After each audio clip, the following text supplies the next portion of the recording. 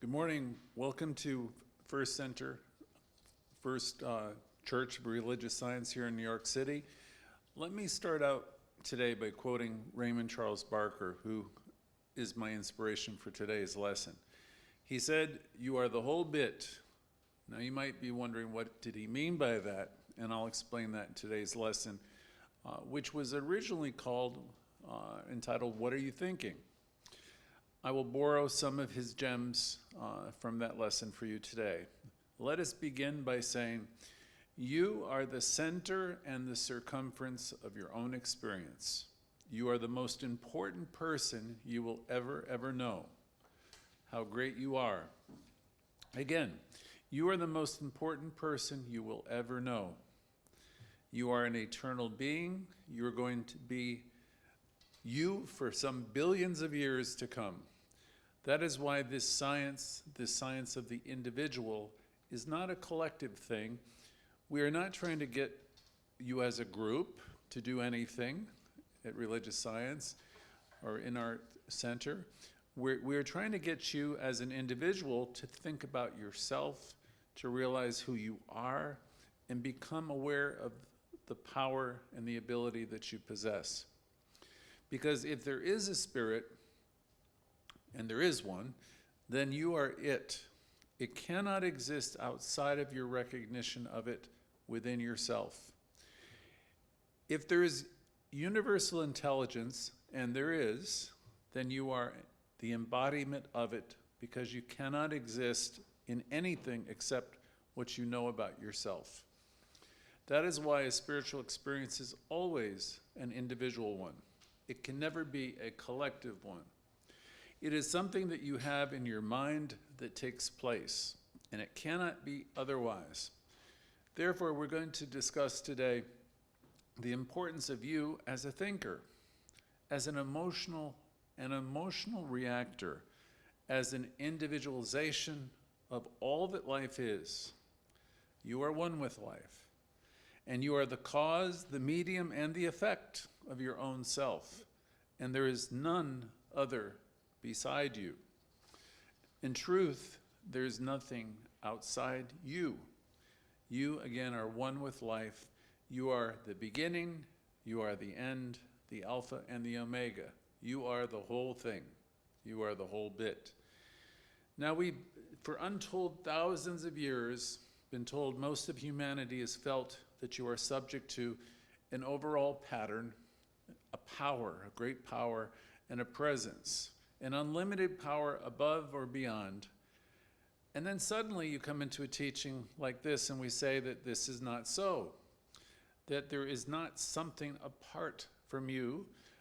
There's nothing apart from you individually. Whatever it is what you are, or it simply isn't. And we happen to know that it is. All right, so we know that it is, and it's within you, and it's around you, it operates through you. So let's relax this morning, and I'm going to do another prayer for you. We know that there is one creative power, one God, one source, one mind, one intelligence, one creative process, one emotion, which in the past we have called love. We know that this power is within you, it's in me, it created us, it is functioning in us, it is that which we are. It is all life. It's all power. It's all awareness. It's all consciousness. This consciousness is what you are, what I am. This consciousness is what in the past we have called God. So it's pure intelligence. It's pure being. We, you and I, we are this life. We are this mind. We are this intelligence. We are this being. We're it, because it is that which we are. We don't earn it. We are established in it.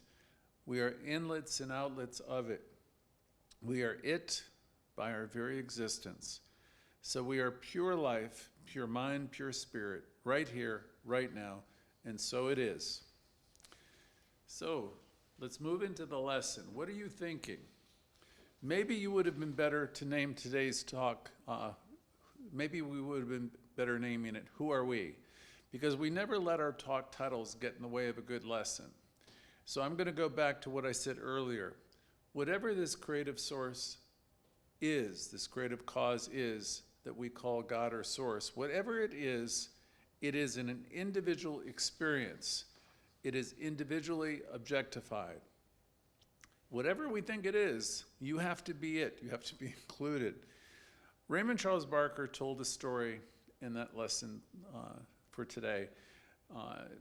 He said, some years ago, on a Sunday morning, a lady called me about 8 o'clock in the morning, and she says, Dr. Barker, I'm bringing my cousin to church. She comes here from a small town in Missouri, and Dr. Barker, I have one request.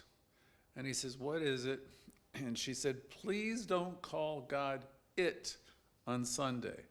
Please, please. And he said, well, I don't know if I can control myself or not, but I will do my best. And then right afterwards, outside in the foyer, after the lesson, she appeared and she had her cousin with her. And the lady's cousin came up and said, oh, Dr. Barker, that was one of the finest talks I've ever heard, and I learned so much. And then she went into the other room and looked at some books and some things. And while she was doing that, the original lady who called Dr. Barker approached Dr. Barker and said, you know, you used the word it 4 times. And he says, well, that's good. Usually I use it far more often. Now, Barker said in his talk, I know for newcomers coming out of the old religions, calling God it, calling source it, can cause a little bit of upset. I remember personally, when I was learning to be a minister, I thought, you know, the lightning was going to strike and things were going to happen, because I was trained that I should genuflect and bow my head and all kinds of things when we think in terms of God. But Barker was saying,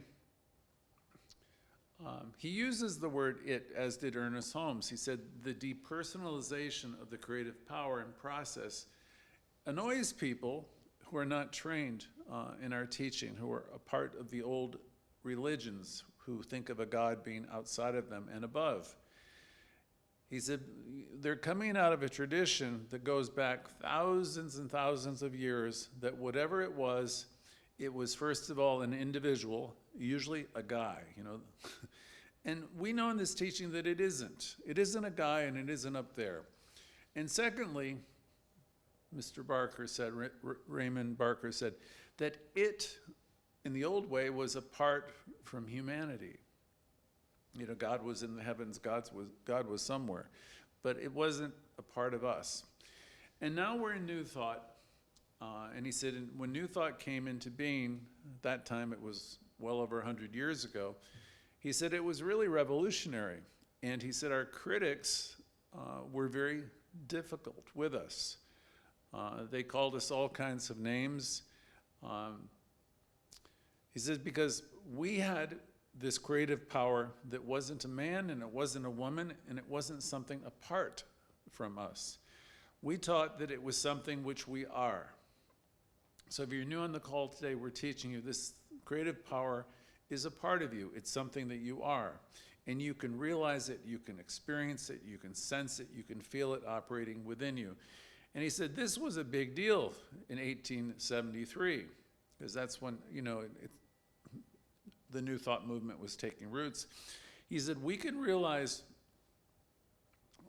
what a jolt it must have been to the people of that time when people were saying that I'm an inlet and outlet of God consciousness, because most of these people were believing in an anthropomorphic God, you know, the guy with the big beard and, you know, sitting in the heavens and all this stuff that, you know, some of us have heard as children. If you can imagine back in the 1870s, this would have rocked their world to hear us, you know, teach this. And even in Barker's time, and I would say even some people who are new to us, people don't like it. They don't like, you know, this loving power being referred to as it, because they still have attachments to their old religions. He said, it goes back to whatever was passed down to them, through the generations. Now, the problem was, he said, even way back then, as they started to see that there was a growing interest in what we're teaching. And they noticed that people coming out of our groups, our centers, our gatherings were happy, they were positive. And they noticed that people were having improvements, they were having healings, they were happier, healthier than they had ever been before. And these other folks, didn't believe people were supposed to heal or get well, but they noticed that, everybody seemed in this New Thought movement to be happy, and they were taking responsibility for their lives. And in many instances, they were having recoveries and reversals of conditions and illnesses that people didn't think were possible.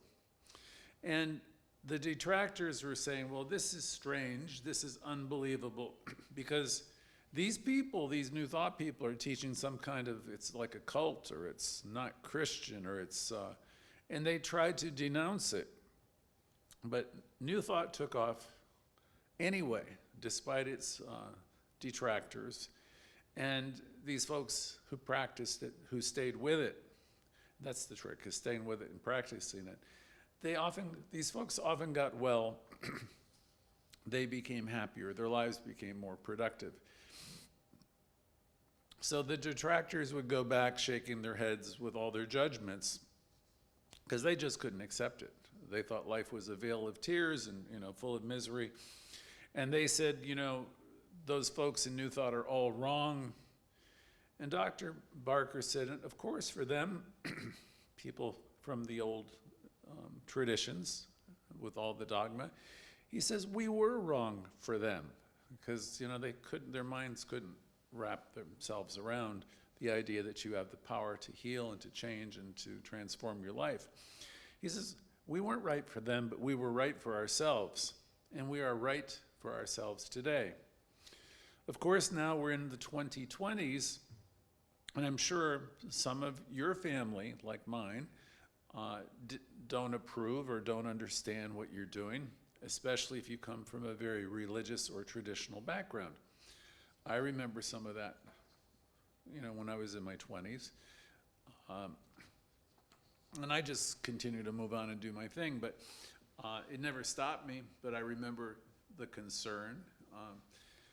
Raymond Charles Barker said, we are adults and we're free to make our own decisions.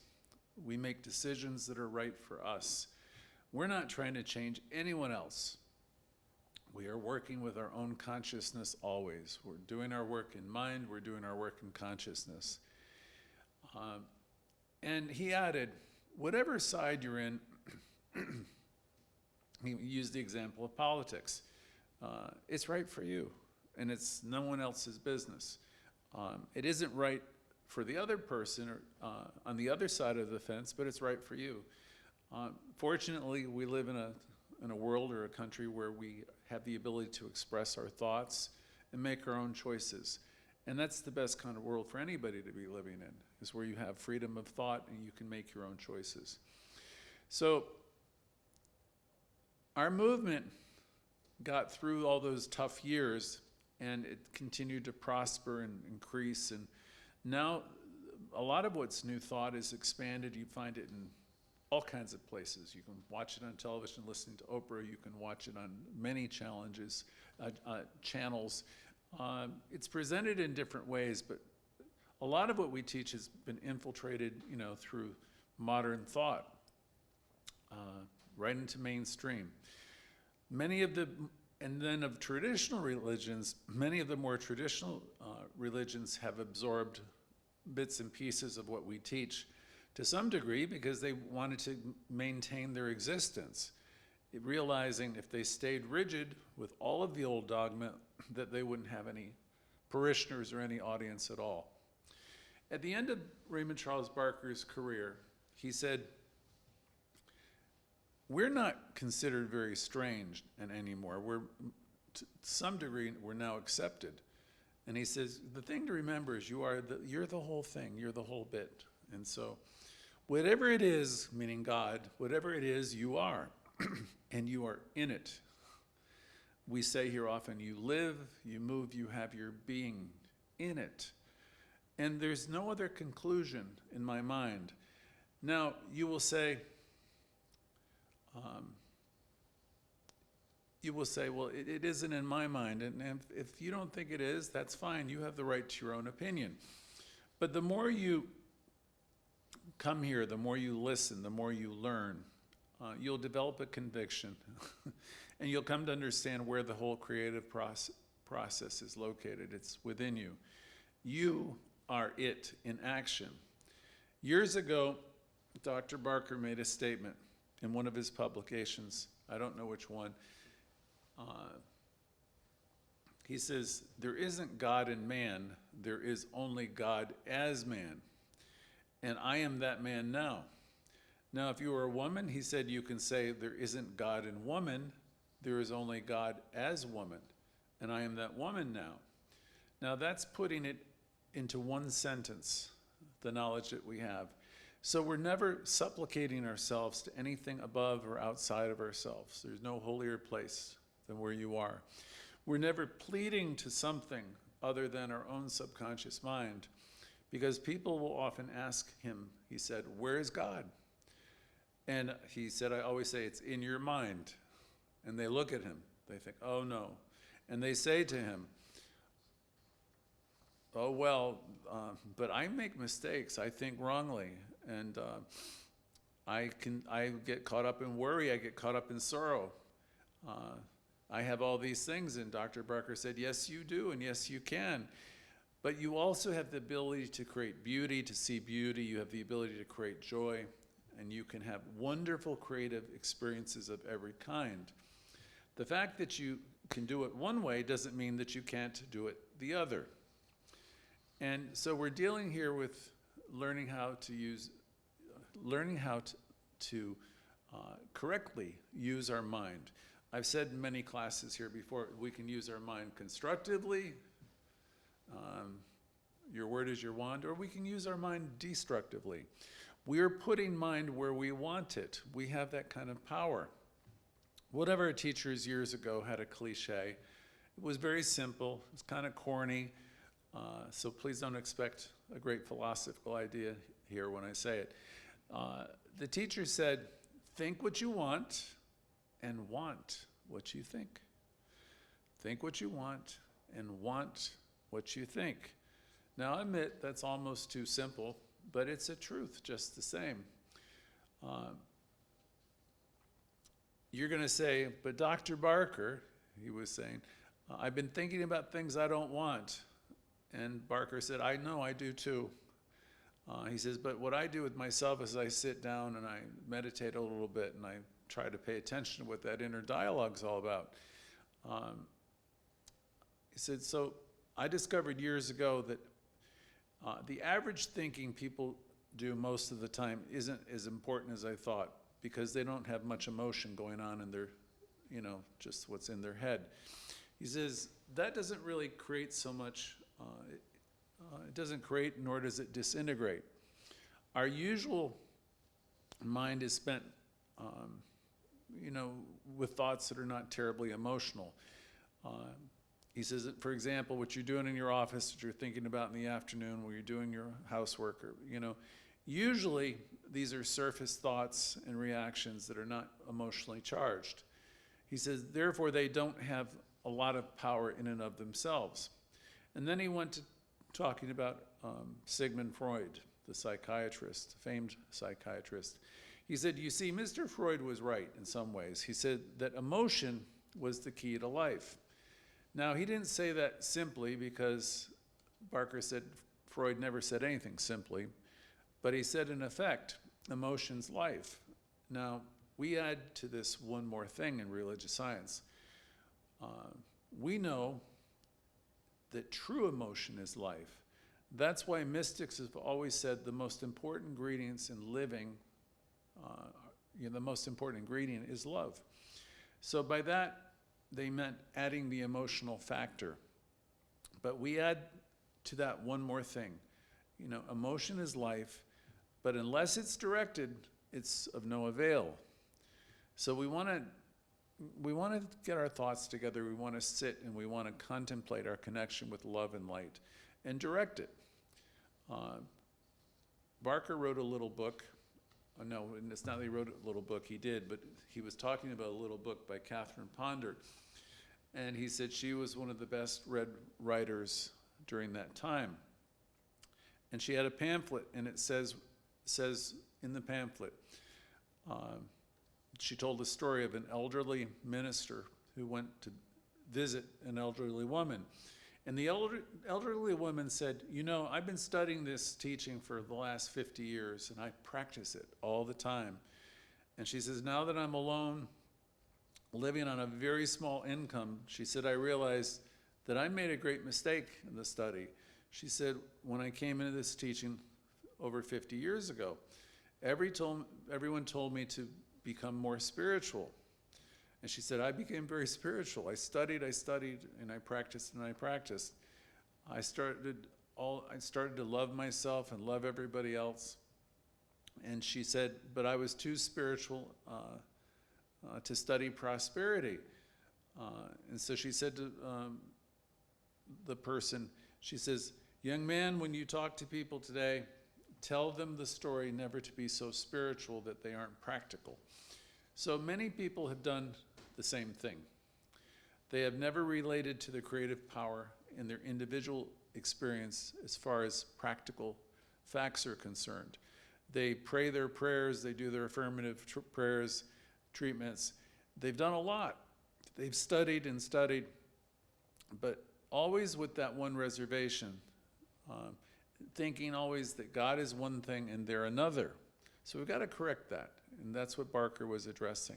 God is not one thing, you're another. You are one with God.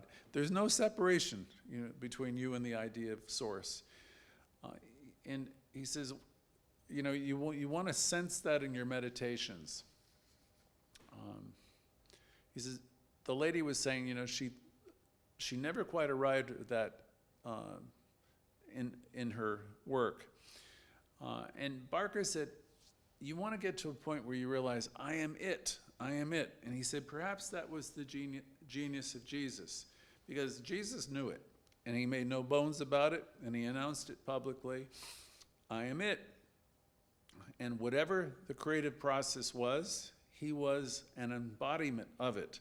He was never meant to be he never made it about him personally.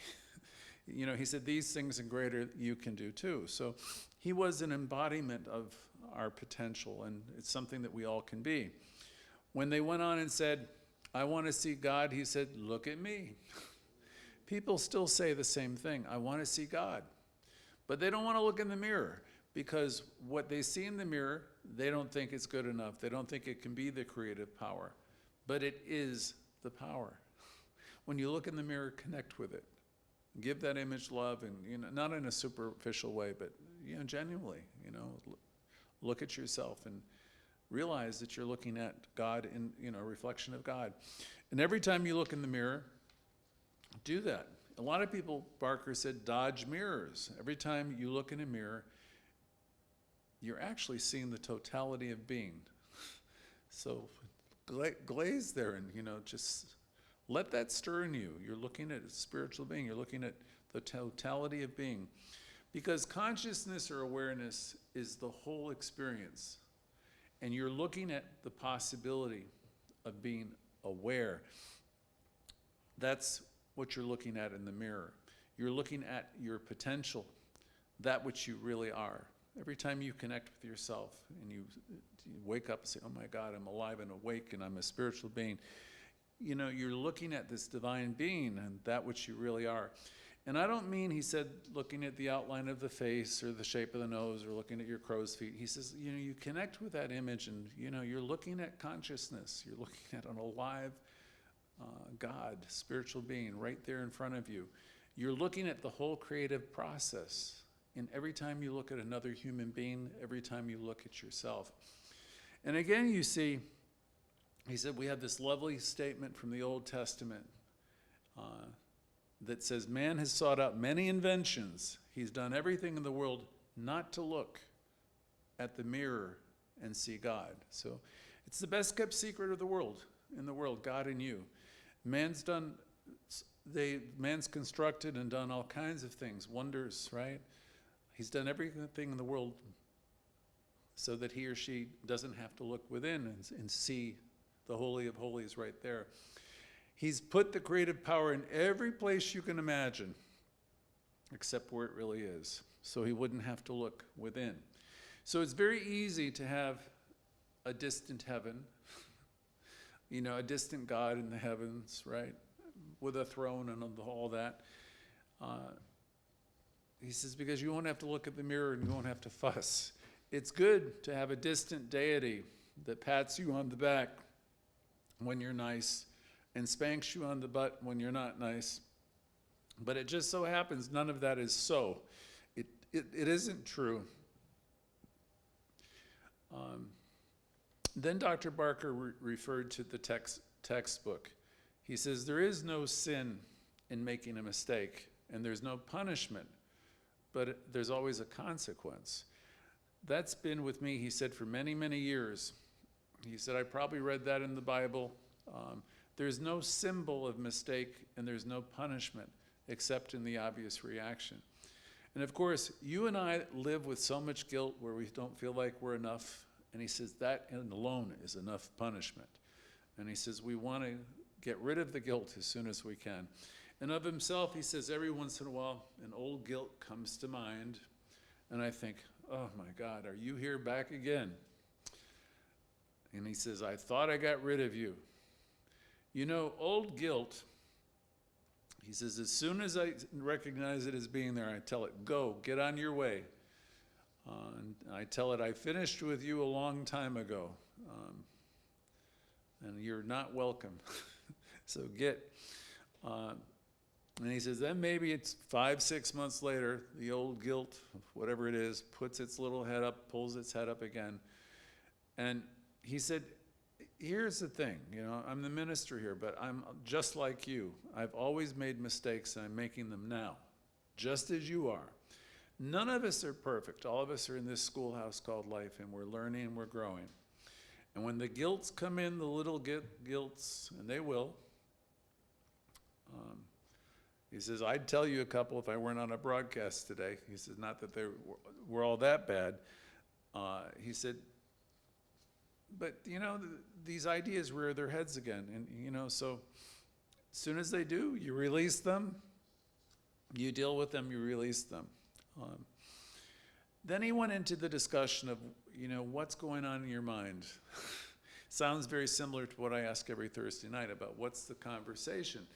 What's the underlying conversation? See, many people go through their week doing things that have to be done, but underneath the surface, they've got a lot of worries or deep fears. And there's a sense of an unhappiness. And he said, this is something that needs to be addressed. You see, no one consciously selects worry, fear, unhappiness, or loneliness, except we spend a lot of time in those states. He said, these are not conscious things we do to be in a place of worry or fear. You don't say, well, the theme for this week is going to be my unhappiness. The theme for this week is going to be my fear and my worry about my health. But he said, what do you do with it? He says, we start by observing it because we want to change it. And I think we cover that every Thursday here at the center. Just we ask you, what's it been like this week? The greatest single factor we have in this entire science is the fact that the subconscious mind can always, always be changed. Louise Hay would say it's only a thought you're having, and any thought can be changed. If anyone were to say to me, what is the most important thing you actually believe? He said, I would say it is that the subconscious mind, always can be changed. So now, I didn't say it could be changed easily. I didn't say it would happen fast. I didn't say you could do it by waving a wand or twitching your nose. As you know, from people who've had psychoanalytical treatment or psychiatric treatment, it takes time. I think it can happen quicker than people think, but it still takes time. Even in the medical schools of thought, they operate on the premise that the subconscious mind can be changed. They wouldn't say it that simply, but that's the essence of what they're doing. Our way is different. Their way works. Our way works also. We start with the premise that the individual consciousness is spiritual. They don't start that way. And they're right in their way, and we're right in ours. We start with the premise that you are it. I'll put it another way. Now, your thinking mind will say, then is all of God in every individual as individual? And the answer, Barker said, is yes, yes, yes. Because you cannot have an experience outside of your own field of awareness. I can't have an experience outside of my own field of awareness. I can listen to your experience. I can listen to a group's experience. I can listen to the great wisdom of the ages, and I do often pick up those books or listen. But I have to generate my own wisdom, ultimately. I have to, sift through it and get an understanding for myself. So it's wonderful to read the great books. He's talking about the Bible, the prophets, the saviors, the messiahs, magnificent reading, inspirational. He said all of this is helpful in every way. But you see, the time comes in all of our lives at different points in time where the individual has to be their own savior. You got to look at the man in the mirror or the woman in the mirror and connect. And I remember Louise being. There was a film where a young man with AIDS came up to her wanting to be healed, and I remember her picking up a mirror in this movie called Opening Doors, and she said to the young man, look into the eyes of the only person that can do that, which was, of course, the young man. He was struggling with disease. There comes a time for all of us when we realize that we have to be that person ourselves, our own savior, our own messiah, whatever you want to call it. But you do have the power always to be that. And Barker said, this is the time where people back away, they shake their head and they sadly say, well, I don't want to be that, I don't want to be that. Oftentimes, sadly, people don't want the responsibility of clearing their own thoughts.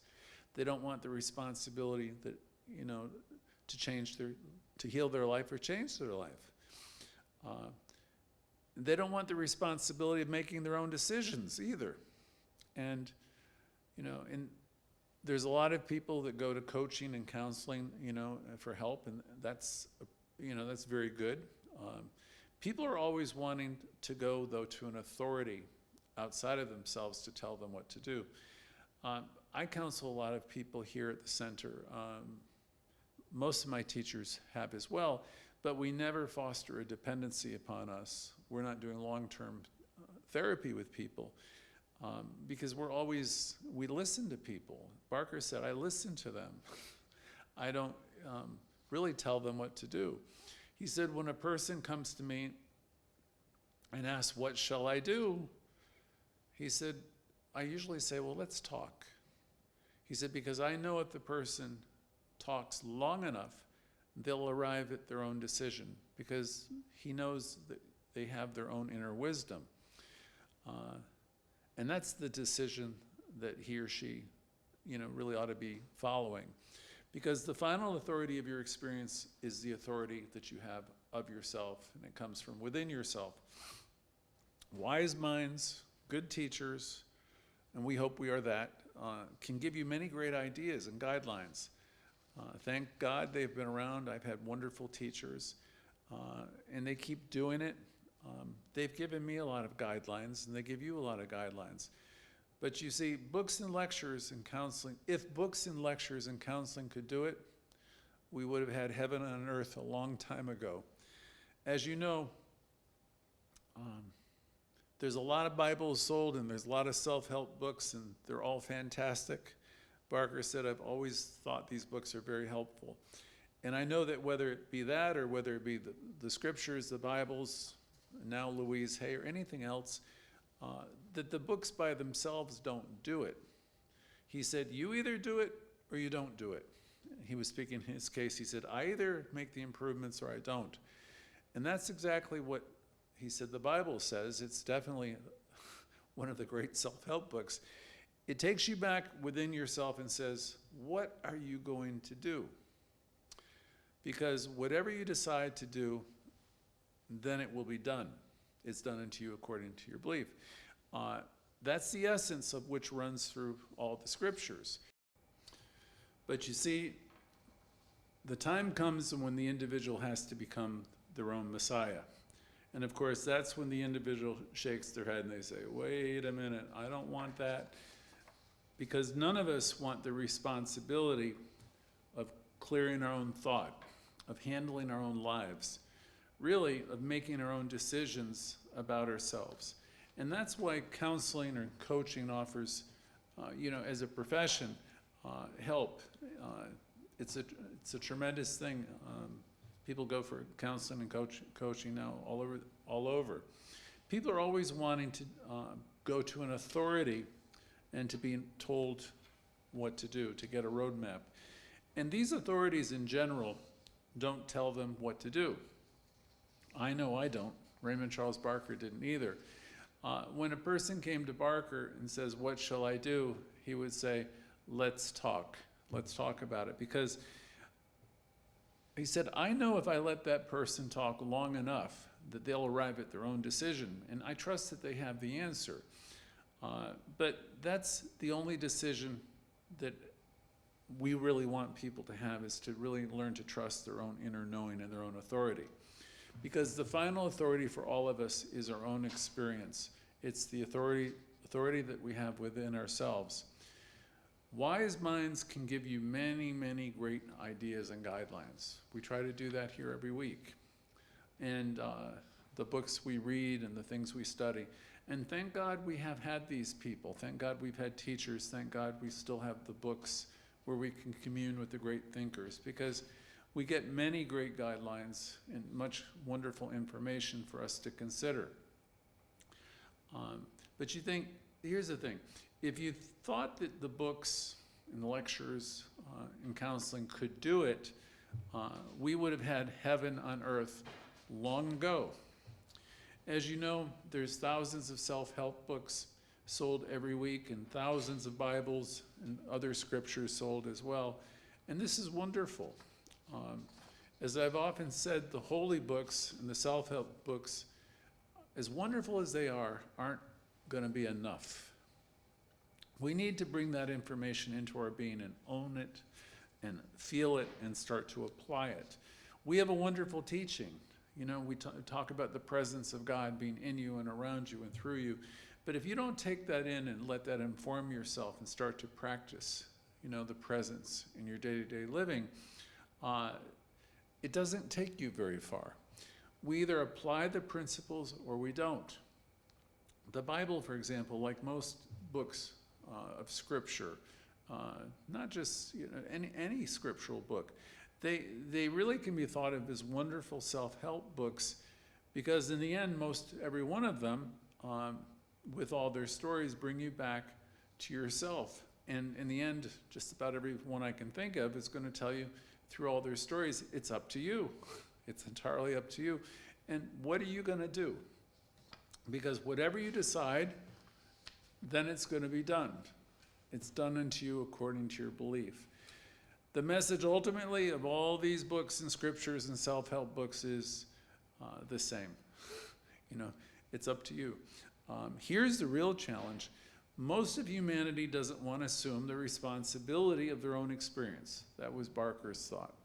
They come to church because they get, a message, they get lifted up, and they come to classes like now we have our Thursday class, our Wednesday class, our Sunday service, and we give you a lot of information that can really help a lot. But again, if Barker's assessment is correct, he says most of humanity, though, they don't want to assume the responsibility for the application of this. There comes a time, he thought, in everybody's evolution, in every individual, where we ultimately have to deal with ourselves. And he said, this is good ultimately, because our soul is evolving, always expanding, it's becoming greater. All of life is moving forward. and we're moving toward the light, and your soul longs to be free, free of what we call the sins, which Alan Cohen called the self-imposed nonsense. We harbor a lot of, resentments and regrets, and we need to be free of all of that. So our soul is always moving towards the light. All our battered places, another author said, need to come to light. We're evolving towards self-emancipation always. And that involves setting yourself free from all your own delusions, Barker said. Setting yourself free from your own delusions. Now you might argue, I'm a rational person, I don't have any delusions, I've done a lot of work on myself, I have facts. All right, then set yourself free from all your negative facts. Barker said, I'm not saying a fact isn't a fact. We're not ignorant of facts. But the facts don't always tell the whole story. He was in that morning describing how some of you believe in colds, and he doesn't believe in having colds. He says, I don't want them. And he said, I'm not against you creating one if you want to.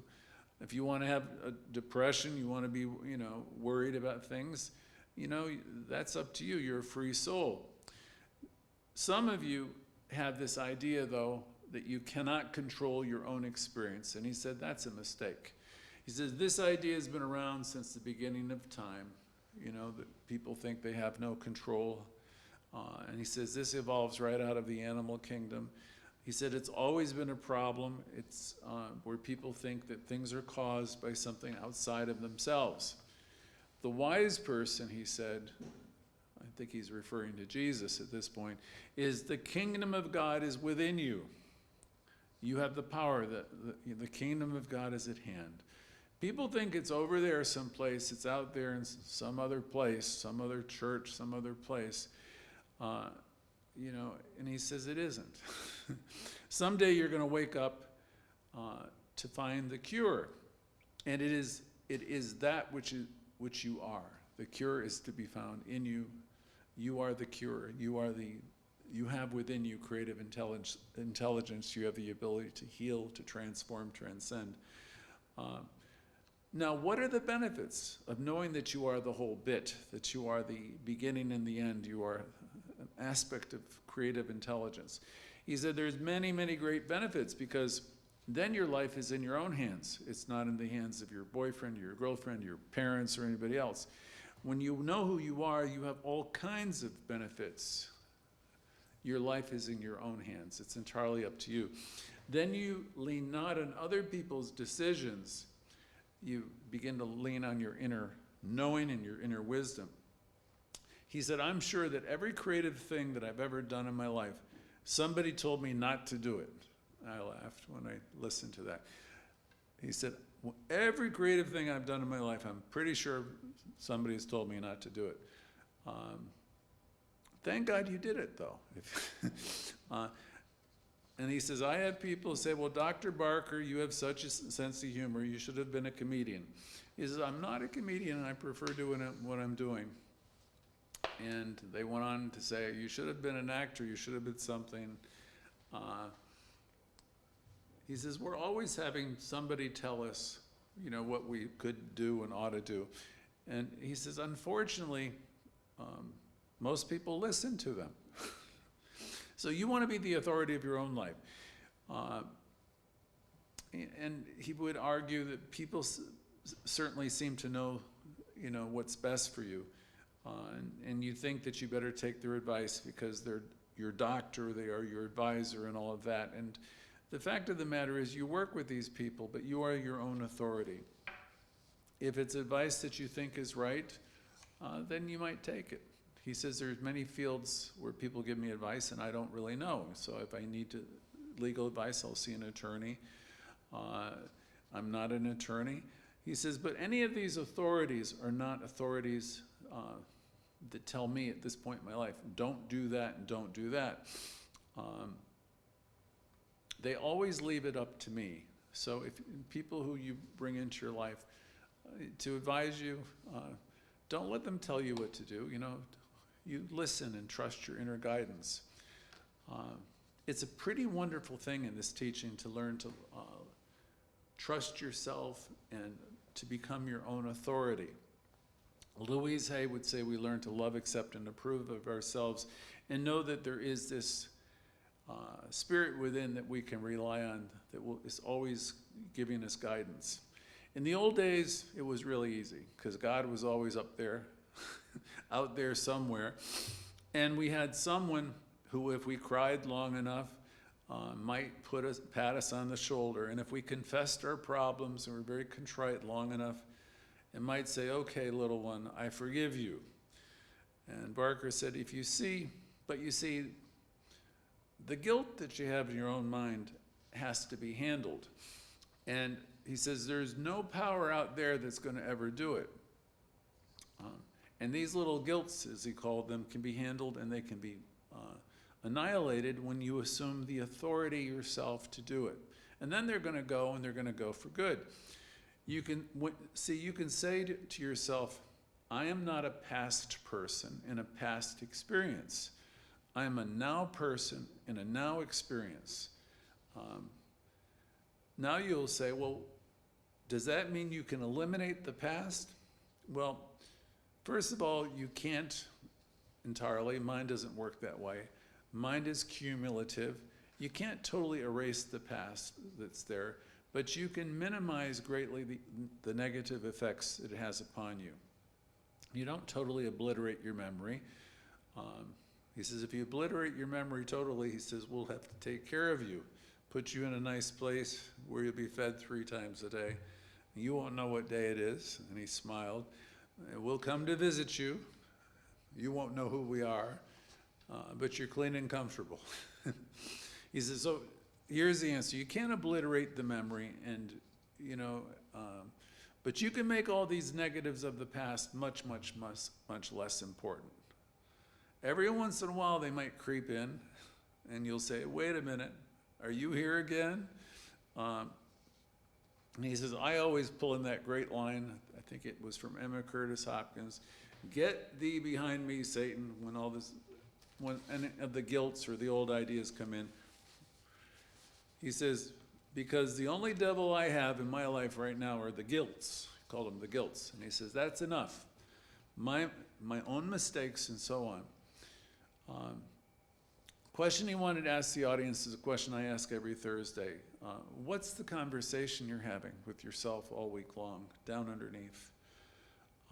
If it's negative, let's get it over to the positive side. Let this be your week of love. Let this be your week of joy. Let this be your week of friendship. Do like Benjamin Franklin, and you've heard me talk about this before. Assume a virtue, if it isn't your virtue. Be more loving, be more giving. Let this be your week of love and friendship, your week of beauty. Let this week be good. Not by just saying an affirmation, but by bringing in the feeling of being this loving person, connecting with people, and say namaste and mean it. Look into them, and the God in you has seen it in others. Do this with a sense of emotion. The greater the emotion, the better. So that's it for today.